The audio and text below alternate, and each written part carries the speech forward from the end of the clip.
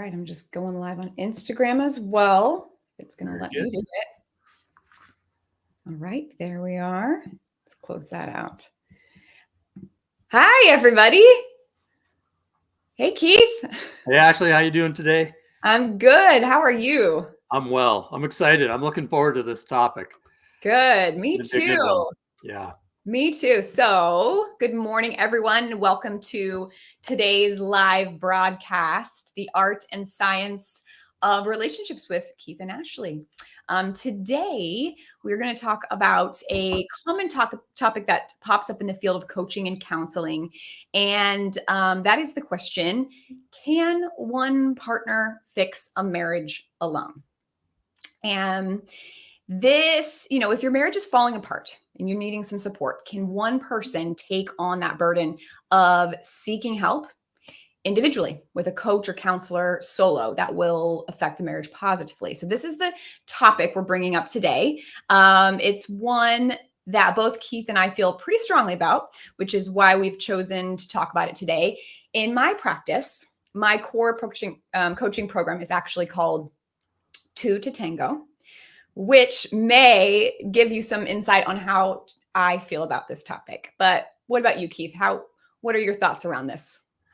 Very, very strongly. I believe that coaching, counseling for a marriage problem should involve both spouses or both people in the partnership there, and pretty much require it at all times. When I've been doing this for 30 years, I think it is the best approach. It may not always be possible, but if it's not possible, wherever a person starts, I think the goal should be moving them towards working on things together. And there's lots of strategies, and you and I have encountered it so many times. We're able to suggest things to people that get them to that point. But I just believe it's optimal. Right. Agreed. I mean, first and foremost, the marriage is a partnership. It's going to require teamwork. And I think that is at the crux of what our core belief here is that we believe it takes two people to really go all the way in your marriage. So, seeking help for a marital breakdown alone can sometimes further exacerbate an already unhealthy dynamic, which is something that we see already present in the relationship, which is that you and your partner are already not working as a team. And that, I feel like, is one of the problems with this issue of sometimes thinking, I can do this alone. I'm going to go work on myself. I'm going to work on, talk to my therapist about what's happening in our relationship, and I'll get this figured out and I'll make it better. So what about, have you seen this much in your practice, Keith? I know they've wanted that, but by the time they arrive and they're coming as a couple, and it's typically the wife that is wanting to get something done.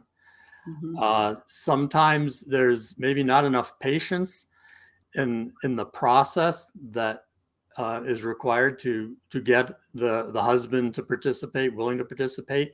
We want it. They feel the crumbling of it, and they're very accurate with seeing the direction the relationship's going and how quickly it could deteriorate to just being roommates or something like that, or hit a major crisis. And so they feel that urgency, but just because there's that urgency doesn't mean things should be rushed. And so, well, I'm just going to do whatever I can, and I'm going to work on me, and that's going to impact positively.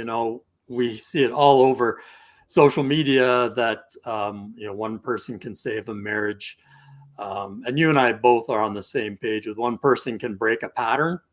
Yeah.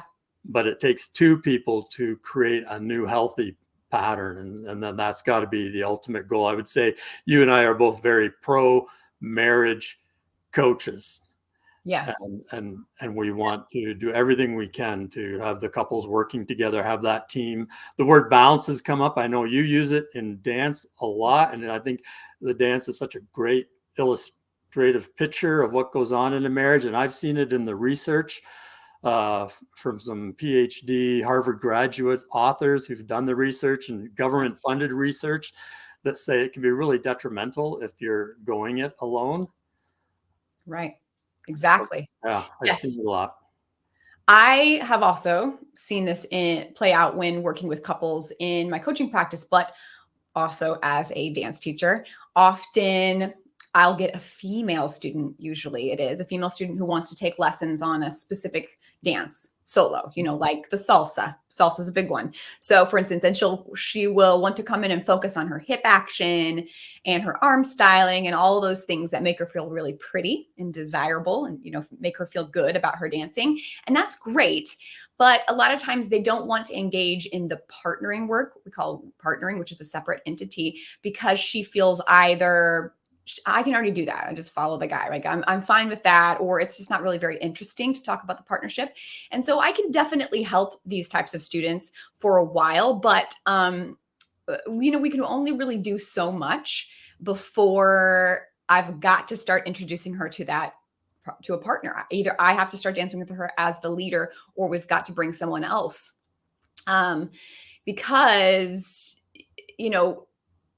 ultimately partner dancing is to be danced as a team. It has to be that way. So it's great to work on the little technique stuff.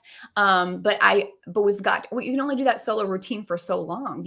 I've got to put her together. So all her work is really pointless unless she's got a partner attached to her doing his part. She will literally never be able to practice or show off what she's learned unless someone dances with her.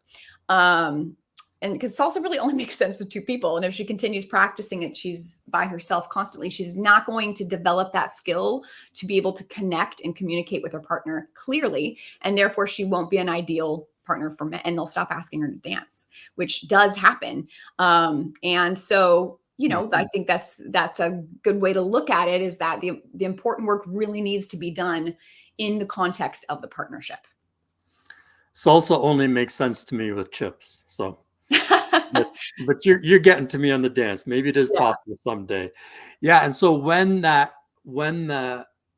think when that partner needs to be included, it's beneficial sooner than most people think.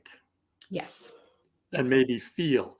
You're probably not going to feel comfortable at the time that myself or Ashley says, okay, it's time.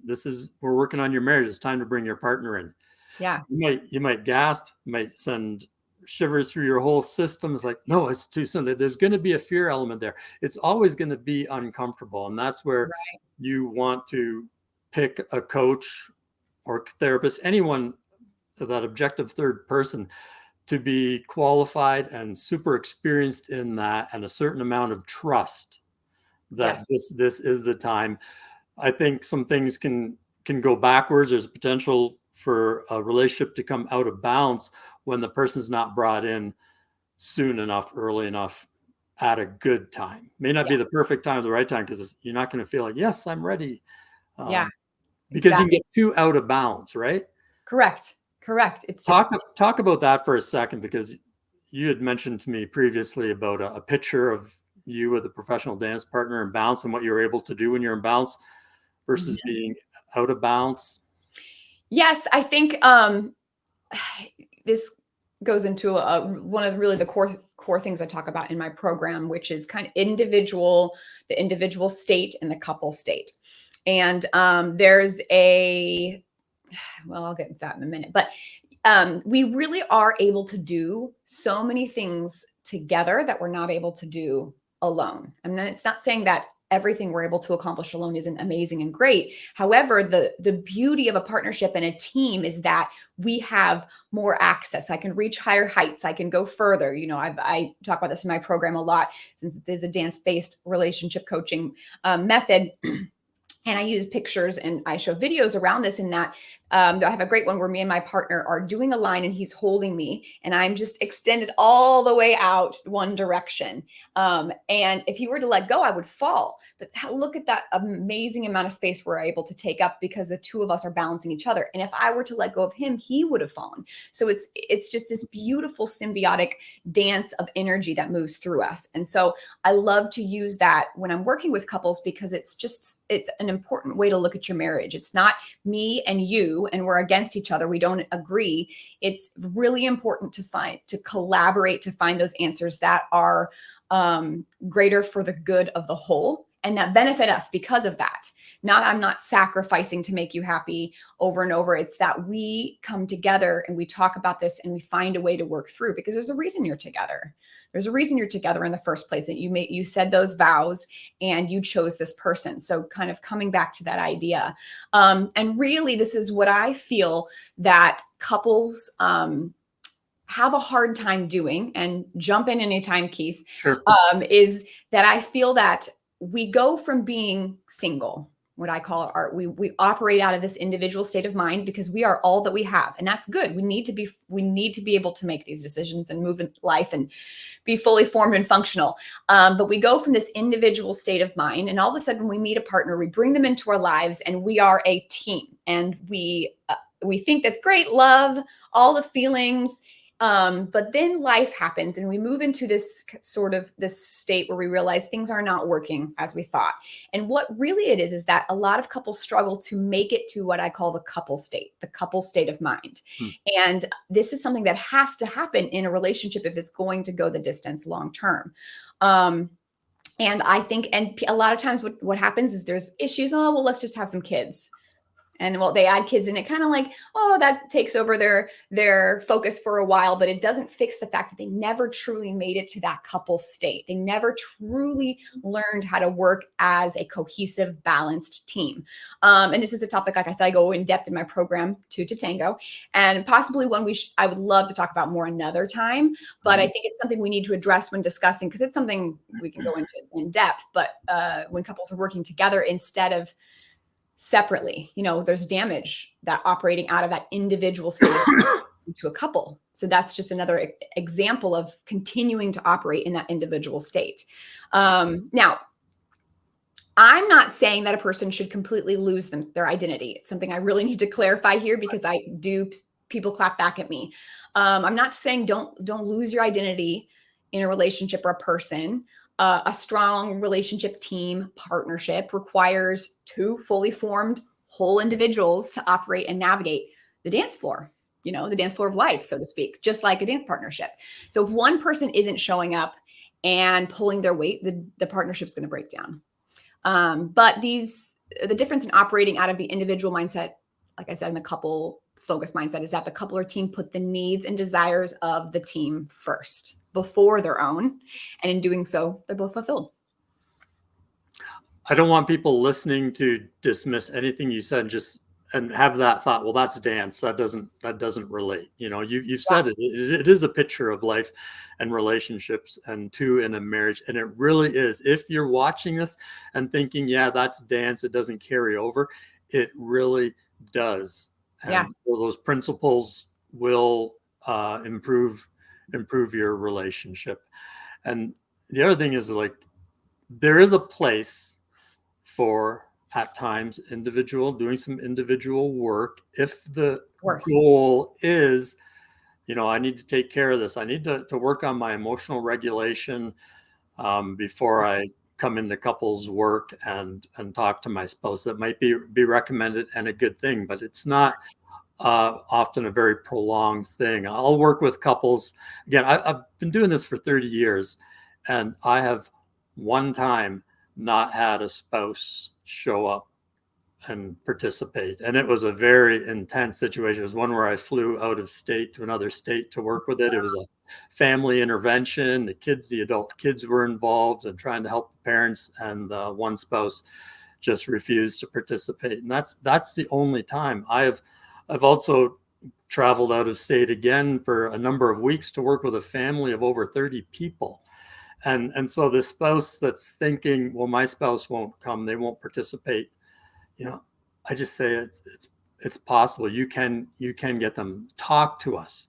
Book a call with Ashley, book a call with me, and let's talk about some things, because you're missing something, because we have just seen it time and time again, me for decades, that it is possible for two people to show up in the same Zoom room or same office. If 30 people from a family where there's some people who haven't talked for decades, Yes. can get together, and there's lots of eyeballs on the situation, and there could be a lot of hesitancy and reluctance to participate. If they'll do that, there are ways. It may take a little coaching to get to that, but it is so valuable. Mm-hmm. You can do individual work with Mm-hmm. a coach, Yeah. but the longer it goes, there's two things, and just being really practical, it's going to cost more money because you're paying that person, and then you're going to reach a point where you can come and do couples work. But like, what if you only have maybe $1,500 available to put towards your relationship and getting either individual help or a program online, something, and you spend 1,000 of it just working on your own stuff? That leaves 500 for the marriage. If you can, the sooner you can start as a couple, the better off financially you are, and the less time it takes. And when you use less time and fewer resources, the results are greater success. That has been researched. That's one reason why, like, telephone counseling, back in the day, or even Zoom, they say, oh, it can't be as effective because you're not in person. It's as effective and often more effective because it saves other resources, time and Yeah. money. So I'm encouraging people to get help together for marital problems. There's a gal, she's pretty much in my backyard here, not literally, but she's up in Denver. I'm in Colorado Springs. Her name's Susan Heitler. She's a PhD, Harvard graduate, has written many books, and has a great website, The Power of Two, which has gotten many government grants to build and put the resources in there, create the resources that they have. And she says working with one person to try to improve a relationship, a marriage, will unbalance the relationship. And you just talked about that. Mm-hmm. You could fall and your partner could fall. If either of you let go, it becomes unbalanced. And she says the individual therapy success came at the cost of the death of a marriage. It can get that severe. It can create asymmetry, Mm-hmm. symmetry of growth from working on just one spouse. They can get further ahead and look back. Here's what I simplify it. She's got a book, and she has 8 pages in the book dedicated to the research that says there's a greater risk that your relationship you'll either separate or become divorced if you continue to just work alone on marriage issues. But I simplify. I work with couples and just say, here's my concern. You might separate, you might work on yourself, and you might experience relief, Yeah. a change of emotion, but you stop pursuing remedy for the relationship. And when that Yeah. Oh, Keith, I think we lost you, or at least I did. You've frozen on my end. there we go. I think I'm back. You're back. Okay. All right. Yeah. So you can feel that relief, and you can stop pursuing remedy. And I have seen that in the decades I've been working, where a spouse was working on themselves and they just say, well, this person is just going to drag me down. Yeah. And if they would have got in sooner and both been working together, it's just so much better. Yes, exactly. I totally agree. I was reading, doing some research on this as well myself, and I came across several pretty interesting ones. One was saying that shows that clients who engage in individual therapy for a couples therapy related issue will divorce or leave their partners at a significantly higher rate than those who engage in couples therapy. The partner that attends an individual therapy gets their emotions validated and becomes empowered as an individual instead of in the context of a system, in this case, the relationship. So, I think we're kind of getting into the dangers around that right now, which is something I think we'd both like to address, but really no one adequately addresses the client's own responsibility in the problems because the provider can't observe the dynamic firsthand. Mm-hmm. The partner gets the therapy seeking or counseling seeking partner gets empowered right out of that relationship. There's really no one on the side of the relationship in the situation. So, without someone rooting for the healing of both partners together, there's not much hope it's going to go the right direction. Right. Yep. And I had something I wanted to say along that lines. Root and form. I lost it. It'll That's come back to me. okay. Go But back. Yeah. So, I mean, I think let's talk a little bit about the specific dangers between individual and, we are counseling, coaching is a bit of a broad people think of it as an umbrella term, and I love to clarify that coaching and counseling are very different. And you can have great counselors and you can have not so great counselors. You can have great coaches and you can have not so great coaches, and that people can have a very differing experience overall. So it's, again, we must emphasize it's you've got to do your homework and find the best provider for you. But I specifically, as far as dangers really for individual therapy for relationship issues, the problem I see, one of them is that it sets up false expectations. Right. Okay. The other partner doesn't know what's being discussed. They don't know the tools that are being shared, which really kind of sets the person that's going in for the help up with these false expectations that it's going to work. If I'm going to therapy and start using these tools my therapist or my coach gave me, but my husband is unaware of what I'm doing, he's going and he might not respond the way that I think, the way that I expect him to respond. Like they said, if I did this and this and this, it would get better. He would do this. And so that can set you up for a lot of despair and regret and resentment, thinking, oh, this isn't working. So we don't want you to get bitter and hold it against him if he, I'm saying he a lot because we mentioned a lot of times it's she that wants to, but it can be the other way as well. When there's just too much space between our expectations and reality, and one person's totally blind in the situation, it's a recipe for disaster. Yeah, that husband, if the husband's aware the spouse is getting help, the worst situation is where a wife does it secretly and feels they can't tell their spouse. I can't tell my spouse I'm doing this, but I need to do it.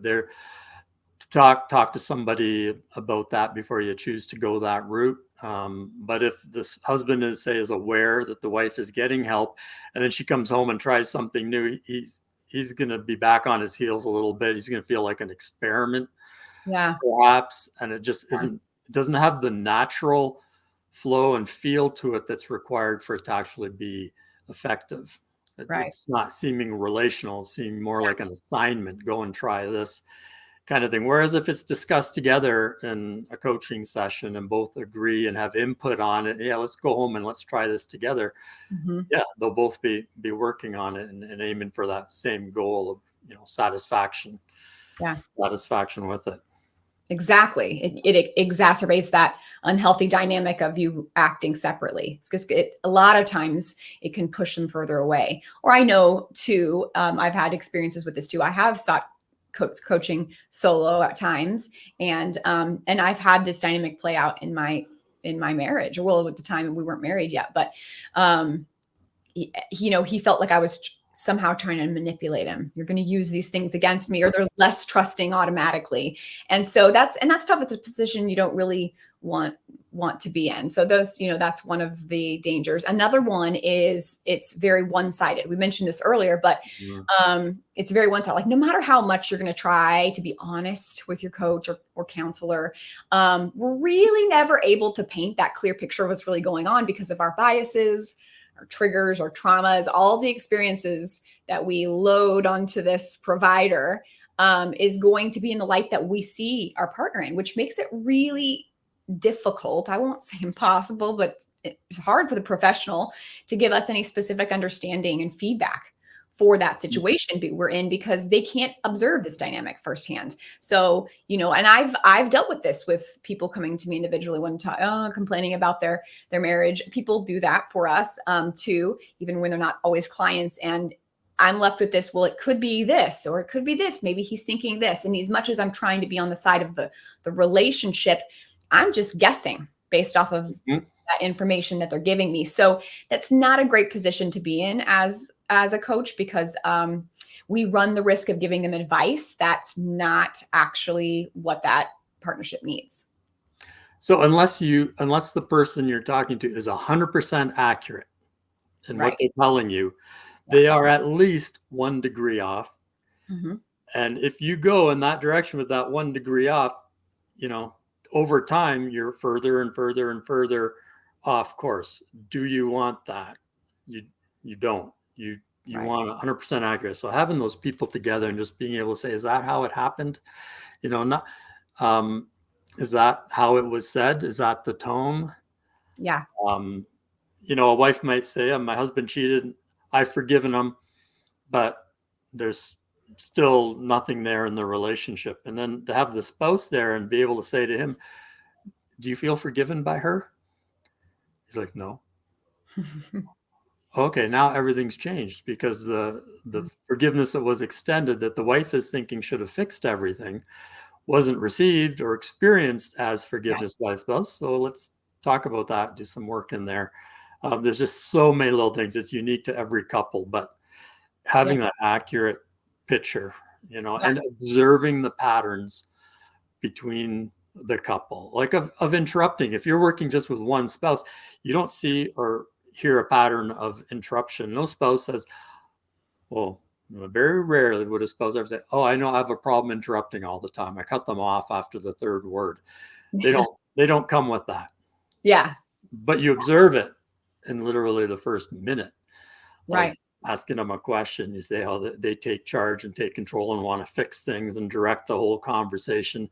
Yeah. Well, that husband that said he didn't want to go to seek help and professional help, maybe it's not that he didn't want to get help. Maybe he didn't want to go through 50 minutes or an hour and a half of being interrupted. Right. And cut off. So when a spouse says my husband or my spouse will not go and get help, it could be so many other things they don't want that is just represented by this umbrella of I don't want help. Yeah. Well, no, I don't want my history brought up and thrown at me the way you've done it. I don't want to be shamed. I don't want to be criticized, because that's what talking with you has been to this point. Just a lot of that. I don't want more of that. And I certainly don't want to take time away from work for that. And I certainly don't want to pay for another experience like that. So we can help that person look at those strategies and approaches to get them both coming for help as soon as possible. Yes, exactly.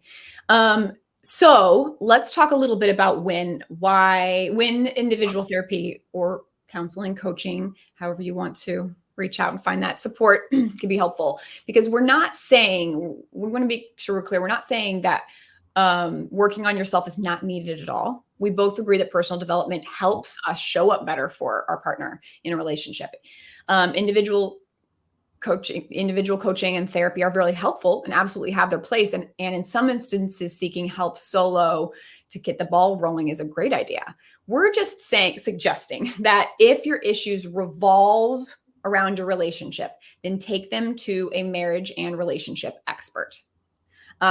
So what do you think? What are some criteria, would you say, when identifying some scenarios where individual therapy would be beneficial?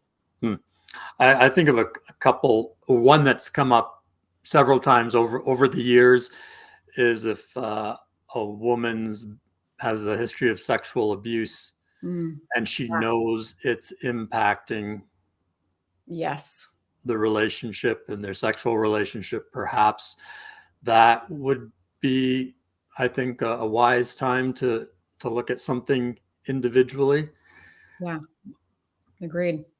Yeah, so there's definitely these exceptional cases, hurdles with infidelity, some really deep issues, also personal issues, trauma, these types of things, trauma, depression, addiction, anxiety, grief, etc. Those things are some personal things to work through that might not have their roots in the relationship. Obviously, you're going to be dealing with them within the confines of the relationship, and they're going to affect it. But those are some really good things if you feel like you're struggling with that, you might need some individual support.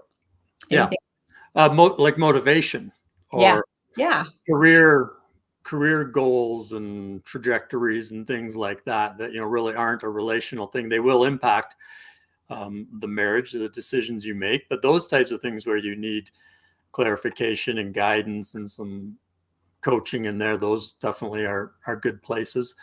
But even then, like again, Ashley, I'm so such a fan of we grow best in relationship. So even if you want personal growth, I call them a bonded person, have a bonded person with you. It'd be great if a spouse was willing to come, right? Situation where a spouse wants help in an area, it's an individual area, they're 100% responsible for their growth in that area. But I would love it if a spouse had the attitude of, I can play a role in your success. Yeah. And I want to come and participate. Then there's some brain hacks and things you can leverage with how we function better in relationship that make that person's individual growth occur faster than it would if it was just a coach and them talking individually. So again, I'm trying to move people to always have someone with you. It might be a sibling, might be a best friend, might be a parent. Hopefully it's your spouse if you're married. So even in individual things, you're going to get further and deeper and be more successful if you have someone else with you. Yeah, those are great. I think also, there's some times where you can you identify that you're having some struggle taking personal responsibility for your actions or your harmful patterns, and at times it's nice to have that person that you can talk to and give you some perspective and insight on that. But again, like you said, after having come to these conclusions or having these light bulb moments and breaking that pattern within yourself, you've got to share it with your partner. And really, it's such a safer space to be able to do that together. Mm-hmm. Yep, definitely. All right. Well, we're getting up there in time. So, yes. I think that basically, and what we're saying here today is that getting real help with your relationship, making it all the way to the end, really requires having someone sit inside your dynamic and tell you the truth about what's happening and has the knowledge to help heal together in step as a couple. So that's really what we'd like to impress upon you today. That's really well said. Really well said. There's nothing to add to that. So I want to encourage people, if any of this is talking to your situation and you're thinking of maybe we do need to take this step, I'd encourage you to reach out to Ashley or myself and schedule I call it a no pitch, pure value call with us, where we're just going to help you with strategies on how to get you together, looking at your relationship. And like Ashley said, sitting in the dynamic with you and helping you get a clearer perspective, clear up some confusion, uncertainty, give you some strategies and steps to move ahead. So if you're watching this on either of our YouTube channels, we're going to put the links in there in the description for you to go to our websites and book those calls. Ashley's on Instagram. You can message her from there. There it is. AM Dance Connection. Start following her on there.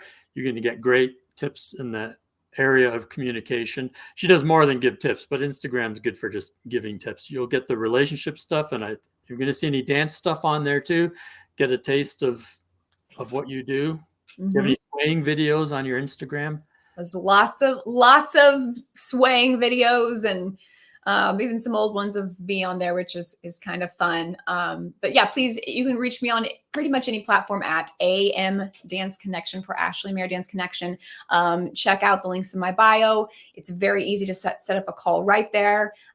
We were happy to do some free sessions with you guys just to try to get the ball rolling and see if this is something, if we're a good fit. Also, you can talk to Keith. He's easy to get a hold of, keith.coach.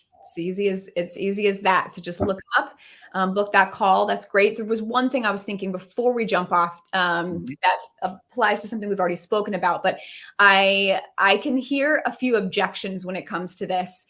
And I can hear a few wives saying, yeah, this is easy for you guys to say. Yeah, of course, I'd love my husband to come with us. I want to do this together, but he refuses. He won't do it. We talked a little bit about why earlier. But if this is where you find yourself, that this is bringing up a subject of seeking help or support is difficult conversation in your marriage, then I'd encourage you to head over to our YouTube channel if you're watching this live on another platform and check out another video that we did. And it's titled 3 Reasons Husbands Say No to Marital Help and How Wives Can Change the Narrative. I know it's a little bit of a long title, but it really is that. We go in depth. It's a bit of a long one. You can always go through it, but we'll also put the link to that in the description below here on YouTube. But we really dove in depth into that topic and gave you some specific insights on how you can not only learn why this might be happening, but give you some tools to use in these scenarios. So I think you'll find that that's a really powerful approach to take. So if that's something you feel like you need some more clarity on, or how do I get him to come with me or to do this together, check that out. But that's it, guys. I think that we are good for today. Thank you all for joining us. And we're going to be back here and doing it again very, very soon. All right. Great. All right. We'll see ya. Bye-bye.